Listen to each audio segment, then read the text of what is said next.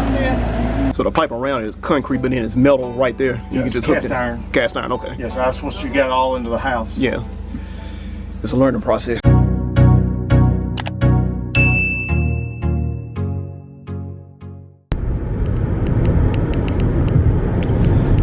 Oh man, I've been thinking about something for a really long time, and I think now is the right time to say it. Drought season is officially over. It's Time to eat. But not for you if you don't have equity in your deals. Equity. Please, what is the equity? Oh, you want to jump right in? Great. Equity is the amount of a property you truly own. It's the difference between your loan balance and your property's market value. If you sold your property and paid off the bank, the value of your equity is what you walk away with. When you build equity, you increase the net value of your asset. One way to do this is by paying off your mortgage. Whoa, whoa, whoa! Beastie's right. This sounds super boring. And I'm making this video specifically for a couple of people that have asked me about picking up your personal deals. And I always give the advice that when you're doing your own deals that you should have some kind of equity in the deal. Now this is just how I do it personally, but anything that we own, anything that we've gone into the rehab, wholesale deals, whatever it is, I have to personally have enough of an equity spread to make sense to me number-wise. Basically so I can have different exit strategies, more so than if I were to buy like market value or to buy specifically off of cap rate. And I'll show you guys right now a prime reason why you should have some kind of equity in your deals. And this is dealing with the project that we are working on getting sold right now. We're at the end of this thing, but we had a pretty major issue to come up in our inspection reports where we have to replace the entire sewer line. Again, this is where equity in your deals is very important because we got this thing at a price to where the spread is big enough that even if an issue like the one that we are taking care of now comes up, we have enough room to take care of the issue and then not lose out on the deal. So that's one reason why equity is important.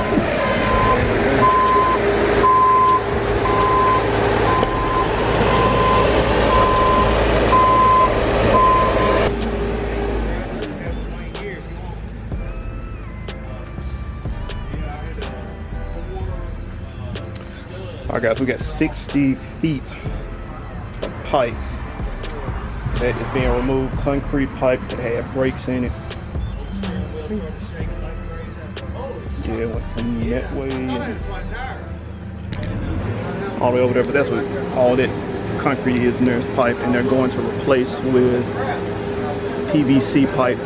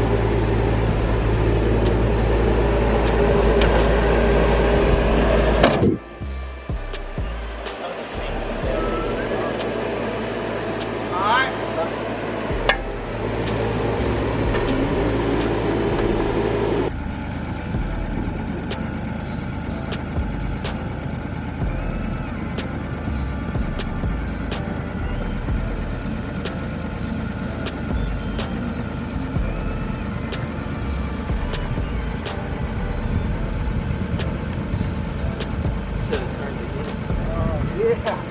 The tap was another 4 inches. Directly under the sidewalk.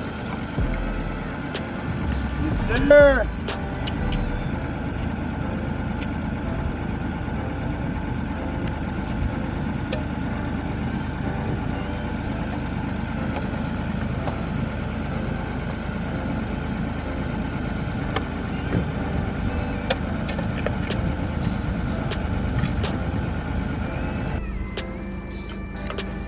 Where you seeing the roots at? Oh, that's all root? Yes, sir. Man. Okay, yeah, I see it now. Yeah, that's a root ball.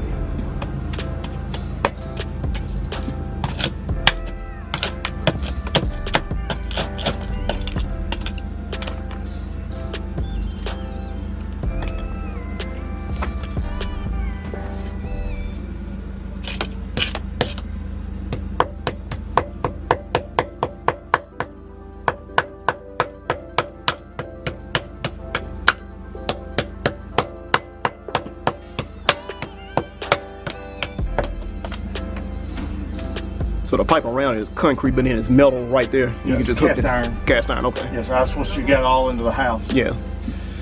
It's a learning process. Oh, yes, sir. I've been doing this a long time. Yeah.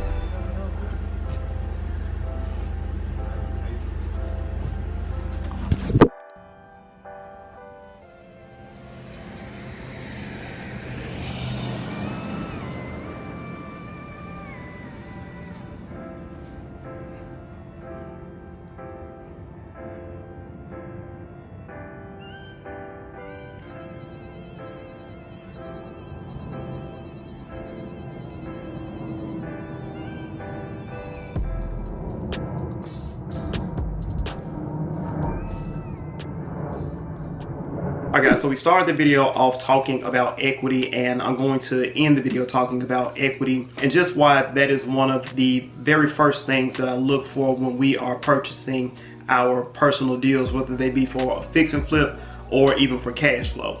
So I'm just going to talk about really quickly a few different reasons why equity should be one of the first things that you look for. First, and probably the most obvious reason, is that the more equity that you have in your deal, the higher your profit spread will be. So, you know, there's just a difference between buying a house at $100,000 that will sell for $200,000 as opposed to buying it at a price point of $150,000 and selling it for $200,000.